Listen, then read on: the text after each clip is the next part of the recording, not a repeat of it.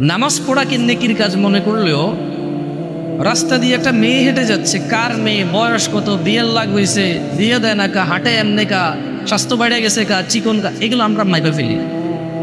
So এটাকে আমরা অন্যায় মনে করি না।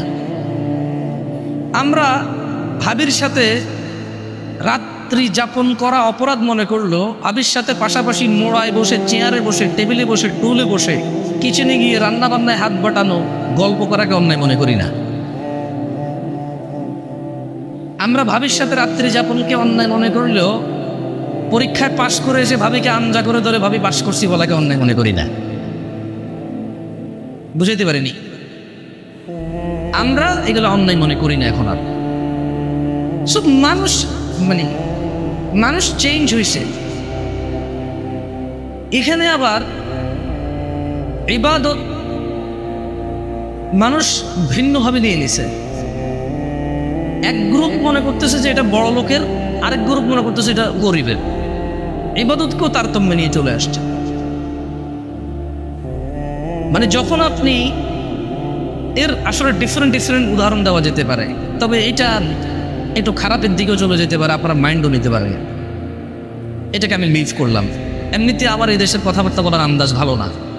আমি এখানকার বিহেভিয়র, এখানকার যে ন্যাচারাল বিহেভিয়র আছে, বাচ্চাদের যে আদব কায়দা আছে, মানে আমাদের এলাকাকৃত আর কি, আমি বলবো না যে আমি বেয়াদব, এটা বলবো না, তবে আঞ্চলিক আদব আমার ভিতরে কম। তো এই জন্য চেষ্টা করতেছি অনেক কিছু বলা থেকে বিরত থাকতে। তো মানুষ ইবাদত করে জান্নাতের জন্য, মানুষ অপরাধ থেকে দূরে থাকে জাহান্নাম থেকে বাঁচার জন্য। কিছু মানুষের মাথায় এটা ঢুকে গেছে সারাদিন ইবাদত করলে হবে, পয়সা করেও কামাই করতে হবে।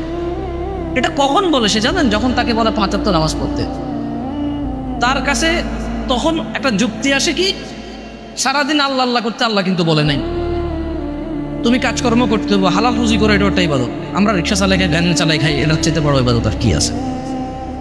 এইটাও সারাদিনের সাথে তুলনা করলো কখন, যখন ওকে সালাত আদায় করতে বললো, সালাত আদায় করলো, একটু ইসলামিক একটা প্রোগ্রাম হচ্ছে, 2-4টা দিন নিয়ে কথা হচ্ছে, হারাম হালাল নিয়ে কথা হচ্ছে, সেপারেশন হচ্ছে, তখন ওকে বললো এটা বলবে।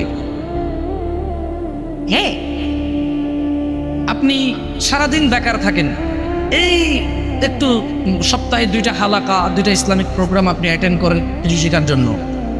আপনি বন্ধু বান্ধবের সাথে যান, ক্রিকেট খেলেন, ফুটবল খেলেন, আপনি গেমস খেলেন, আপনি আড্ডা দেন, আপনি প্রেম করেন, আপনি বেড়াইতে যান, সব উদাহরণ আসবে না। আপনার মা আপনাকে উদাহরণ দেবে, কাম কাজ তো না, খালি ওই আল্লাহ বিল্লাহ করলে চলবে না, তোমার ঘরে খানা আসবে। আল্লাহ খালি আল্লাহর ইবাদত নিয়ে পড়ে থাকতে বলে না, কাম কাজও করতে বলছে। ওই পোলা কিন্তু সারাদিন ইবাদত করে না, কিন্তু সপ্তাহে 2টা প্রোগ্রাম অনলি অ্যাটেন্ড করে। তো ওর মায়ের কাছে মনে হচ্ছে, ওর বাপের কাছে মনে হচ্ছে ও সারাদিন আল্লাহ আল্লাহ করে, কোনো কাজ করে না, আর আল্লাহ আল্লাহ না করার কারণে সে কাজ করে না। এভাবে মানুষের মাথা এখন চেঞ্জ হচ্ছে। মানুষ অনেক আগ থেকে এগুলো বলা শুরু করছে যে সারাদিন আল্লাহ আল্লাহ করলে চলবে না, কি করতে হবে? কাজকর্ম করতে হবে। আমি ওদেরকে বলতে চাই, কোনো মানুষ ফজরের নামাজ পড়ে যদি কাজকর্মে লেগে যায়, হালাল ওইটাই আল্লাহ আল্লাহ করা। সুবহানাল্লাহ বলা ইবাদত, আলহামদুলিল্লাহ বলা ইবাদত, আস্তাগফিরুল্লাহ বলা ইবাদত, 2 রাকাত নফল সালাত পড়া ইবাদত, 2 টাকা সাদকা করা ইবাদত। ওই ফজরের সালাত আদায় করে হালাল কর্মে গেলে ওইটাও ইবাদত। সো ইটস ইবাদত। আমার মূল টার্গেট হওয়া উচিত ইবাদত। কি আমার মূল টার্গেট হওয়া উচিত? কি? ইবাদত। কেন? ইবাদত করলে আমার নেকির পাল্লা ভারী হবে, আল্লাহর সাথে আমার সম্পর্ক গাঢ় হবে, আল্লাহর সাথে আমি ক্লোজ হব, অপরাধ প্রবণতা কমে আসবে আমার। সো আমার উচিত হচ্ছে টার্গেট নেওয়া, ইবাদত করা, এবং যখন যে অবস্থায় আছি সেই অবস্থায় যে অ্যাভেলেবেল ইবাদত আছে সেটাকে করা,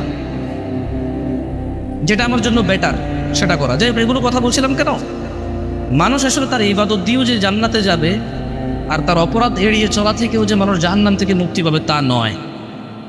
মানুষকে আল্লাহ ক্ষমা করলেই মানুষ জান্নাত পাবে, মানুষকে আল্লাহ দয়া করলেই মানুষ জান্নাত পাবে।